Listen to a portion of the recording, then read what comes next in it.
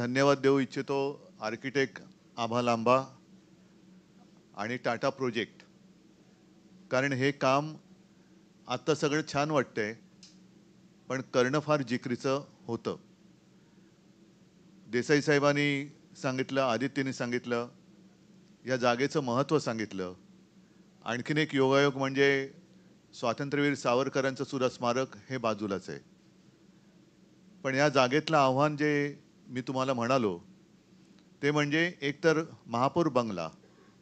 हा बंगला नुसती एक वास्तू म्हणून आम्ही बघत नाही, तर त्या वास्तूबरोबर आम्ही एक भावनात्मक बंधनामध्ये जोडले गेलेलो आहोत.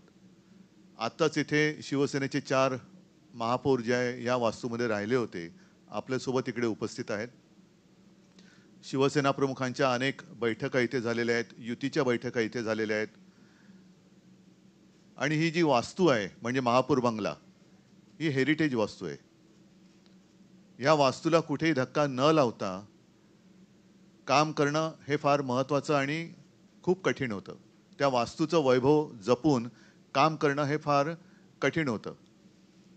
आणि हेरिटेज म्हटल्यानंतर काही नियम असतात, त्याच्यामध्ये CRZचा कायदा हाही एक होता. मग आम्ही असं ठरवलं, म्हणजे ही कल्पना आर्किटेक्ट आभा लांबा यांची, की आपण बेसमेंट म्हणजे भूमिगत स्मारक करूया. हे बोलायला खूप सोपं आहे, पण पाठीकडे समुद्र आहे म्हटल्यानंतर त्या समुद्राचा रेटा हा जमिनीच्या खालून सुद्धा खूप मोठा असतो. काही वर्षांपूर्वी इकडे आपण संयुक्त महाराष्ट्राचं दालन जे केलं, ते दालन झाल्यानंतर सुद्धा तिकडे रिपेअरिंग करण्याची गरज लागली, वारंवार लागली. कारण समुद्राचं पाणी जमिनीखालून त्याच्यामध्ये सगळ्या मर्यादा ओलांडून कुठून ना कुठून तरी येत होतं. तर ती खबरदारी घेणं आणि त्याच्यानंतर ही वास्तू उभी करणं हे फार जिकरीचं काम होतं. म्हणून मी आर्किटेक्ट आभा लांबा आणि टाटा प्रोजेक्ट्स या कंपनीला धन्यवाद देतोय, की त्यांनी अत्यंत देखणं असं काम वेळेमध्ये टप्पा 1 पूर्ण करून दिलेलं आहे. साहजिकच आहे, 4 भिंती किंवा नुसता पुतळा म्हणजे स्मारक होत नाही.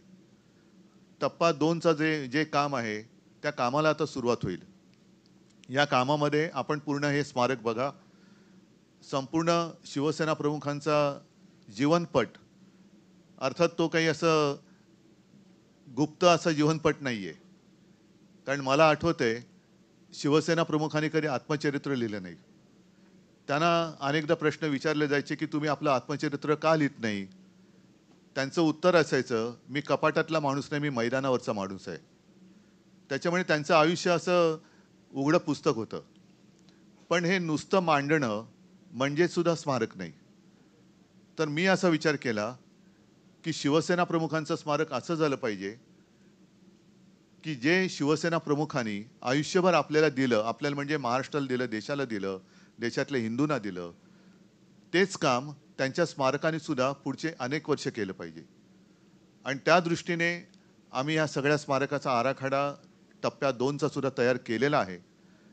मग कुठेही काही गडबड नको म्हणून मग ती टेंडर प्रोसिजर वगैरे सगळी करून प्रयत्न असा आहे, की जसं देसाई साहेब तुम्ही एक योगायोगाची गोष्ट सांगितली, की पुढच्या 23 जानेवारीपासून शिवसेना प्रमुखांच्या शताब्दीचं वर्ष सुरू होईल. तर प्रयत्न नव्हे तर आम्ही पूर्ण ताकदीने 23 जानेवारीच्या आत पुढच्या, या नाही पुढच्या म्हणजे 2026च्या हे स्मारक लोकांच्या चरणी, हिंदू हृदय सम्राटांच्या, मी म्हणेन, मी भक्त शब्द नाही म्हणत, पण त्यांच्यावरची श्रद्धा असणाऱ्यांच्या चरणी, त्यांच्यासाठी आणि पुढच्या अनेक पिढ्यांसाठी एक प्रेरणा देणारं असं स्मारक होईल, असा प्रयत्न आम्ही करतो आहोत. मी आपल्या माध्यमातून याही वेळेला जनतेला आवाहन केलेलं आहे, आजही करतो आहे, की आता टप्पा 2चं काम सुरू होत असताना आराखडा पूर्ण तयार झालेला आहे. कुठे काय कसं येणार ह्याची सुद्धा तयारी झालेली आहे. पण शिवसेना प्रमुखांनी आपल्या हयातीमध्ये अख्खा महाराष्ट्र पिंजून काढलेला आहे. शिवसेना प्रमुखांनी अनेकांना प्रेरणा दिलेली आहे.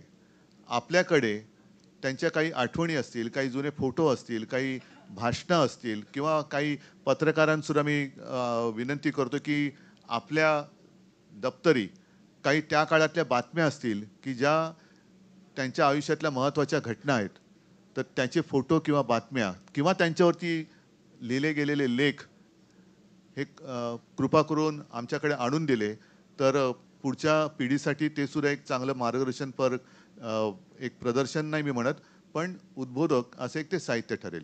असो, आज पहिला टप्पा पूर्ण झालेला आहे. या टप्प्याची माहिती आपल्या माध्यमातून जनतेला मिळावी हा आजच्या आपल्या भेटीचा